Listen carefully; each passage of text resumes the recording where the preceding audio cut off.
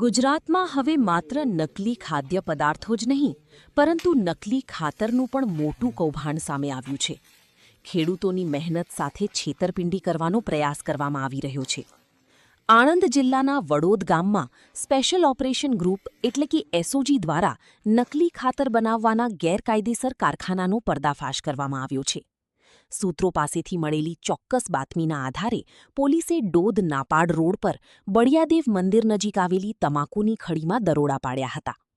તપાસ દરમિયાન પોલીસે જોયું કે અહીં લાયસન્સ વગર બનાવટી મિશ્ર ખાતર તૈયાર કરવામાં આવી રહ્યું હતું. સ્થળ પરથી મોટી માત્રામાં નકલી ખાતર, ભેળસેળ માટેનો કાચો માલ, ખાલી બેગો અને એક ટ્રક પણ મળી આવ્યો હતો. આ સમગ્ર કેસમાં પોલીસે રઘુવીરભાઈ મનસુખભાઈ સોલંકીની ધરપકડ કરી છે. એસઓજીએ પોલીસા રેડ દરમિયાન 3454 ખાતરની ભરેલી બેગો, 15,090 ખાલી બેગો, સિલાઈ મશીન, ઇલેક્ટ્રિક વજનકાંટો, મિક્સર મશીન અને એક આઈશર ટ્રક સહિત કુલ 18,02,550 રૂપિયાનો મુદ્દામાલ જપ્ત કર્યો છે. ખાતરના નમૂનાઓ લેબોરેટરીમાં તપાસ માટે મોકલવામાં આવ્યા હતા, જ્યાં આ ખાતર બનાવટી હોવાનું સાબિત થયું.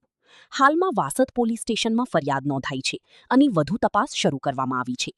ખેડૂતો દેશનો આધાર છે અને આવા નકલી ખાતરના કૌભાંડો ખેડૂતોની મહેનત અને પાક બંને માટે ખતરો બની રહ્યા છે. આ મામલે તમારું શું કહેવું છે? કોમેન્ટમાં જરૂર જણાવો.